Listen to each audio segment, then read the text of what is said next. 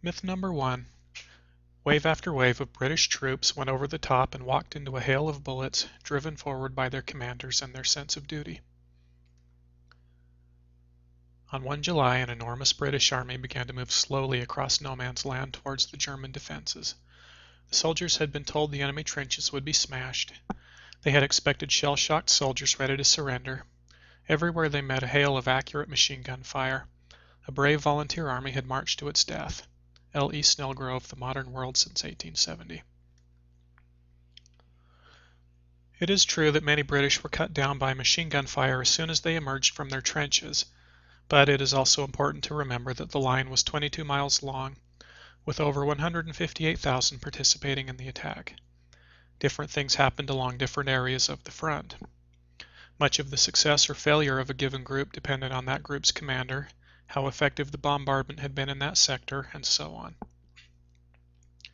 For example, the 17th Highland Light Infantry crawled into no man's land ahead of 0 hour and got within 40 yards of the German line. At 0 hour, they rushed the line and were able to take it. Other units dug small trenches into no man's land and launched their attack from there.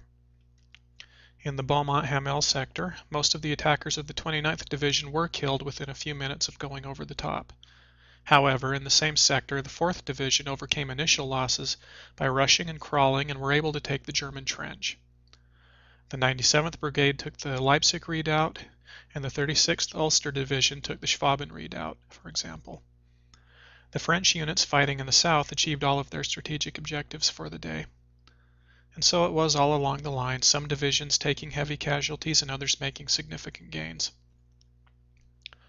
Further, the instruction to walk in an orderly row for those who did so was motivated less by an old-fashioned sense of decorum than by practicality. The British were confident that the 7-day bombardment had destroyed the German lines so thoroughly that there would be no resistance. Therefore, it made sense for the soldiers to walk across no man's land so that they could conserve energy and all reach the German line at the same time, allowing them to take the German trenches with ease. This was the simplest plan for inexperienced troops. However, when the German defenders emerged and began firing into the lines of walking men, this plan was quickly abandoned. Myth number 2. The generals sat out the battle in a chateau 50 miles behind the lines and were careless with the lives of their soldiers. Adding to the troops' contempt was the fact that the staff officers maintained headquarters far to the rear of the battlefield, sometimes in French chateaux whose luxury contrasted with the filth of the trenches. The generals were widely believed to be incompetent as well. Dorothy and Thomas Hubler, The Trenches. This is an accusation often applied to the generals of World War I. The phrase lions led by donkeys has become a sort of shorthand for the way the generals used their troops to fight the war. The truth is a bit more complicated. For example, the popular image is of generals safely ensconced in chateaus far behind the line.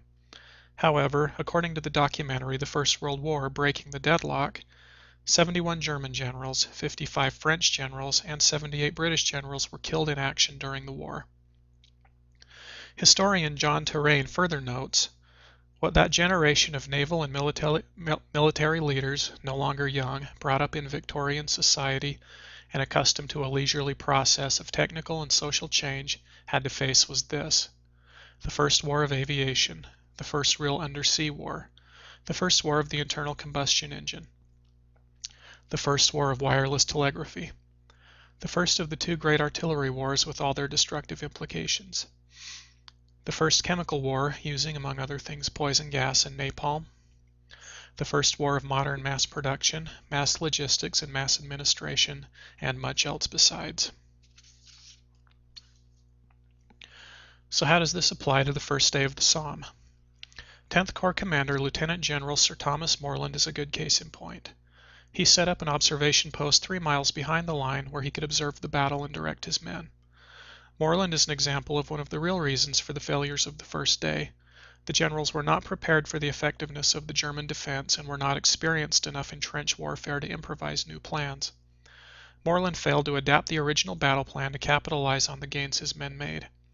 While this speaks to Morland's inabilities, it does not support the myth of the uninvolved, careless general. Even the truth about Field Marshal Sir Douglas Haig, overseer of the British Expeditionary Force, is complex. Haig is commonly reviled for pressing attacks that had no strategic objective and resulted in high casualties. However, at least as far as the Somme is concerned, it must be remembered that one of the main objectives of the offensive was to relieve the French at Verdun, and therefore Haig was under intense political pressure from the French to keep the attack going. Haig had no alternative but to defer to French demands. Martin Gilbert, The Somme, Heroism and Horror in the First World War. Haig's headquarters was the comfortable Château de Beaurepaire. He and his staff moved there in March 1916 and remained there until after the war, isolated from reality. Colonel Fairley Wood. As for French chateaux, Terrain posits that this conception comes from the grain of truth that Haig did set up headquarters in a French town. Needing housing for his staff of 300, he made use of both the chateau and the town itself. However, this location was chosen primarily for its logistics. The town was central to most of the places in which the British Expeditionary Force was stationed. It was on a main road between Paris and London, and it was not an industrial town with the attendant noise and distraction. In addition, Haig set up an advanced headquarters in another town and eventually moved into a train that allowed him to move up and down the front as needed. Myth number 3. All of the casualties were from the recently recruited, untested PALS battalions. My dear Murray, up till now I have made it a rule to write to the next of kin of any of our men who have fallen out here, but in the present circumstances it is beyond me to continue this practice. I have no course open to me but to ask you to send this letter to the Glasgow papers for publication. I should like to express to all the relatives of those who have died my sincerest sympathy with them in their present sorrow. It may be some consolation to know that the battalion walked into action as steadily as if it had been on the parade ground, and I cannot adequately express my feeling of admiration for the spirit, gallantry, and daring with which all faced their terrible task. Sergeant David S. Morton, Glasgow Chamber of Commerce Battalion. These are the casualties from the Somme who are best remembered. There is a certain poignancy to the idea of raw, enthusiastic men, recruited under the banner of patriotism and camaraderie, dying in droves on the battlefield. And since each PALS battalion was comprised of men from the same town, business, or sports club, men watched their friends, co-workers, and even relatives die around them. Further, those towns and organizations from where the PALS battalions came lost nearly their entire population of working-age men. Yes, it is true that many of the PALS battalions did sustain heavy losses. There's no denying that tragedy. Still, a look at the numbers tells us that 3 of the 5 worst-hit divisions on the first day of the Somme were the 29th, the 8th, and the 4th. These were all units of the old professional army that had existed prior to the raising of Kitchener's new army. If we are to remember them as well, we must remember the first day of the Somme as accurately as possible.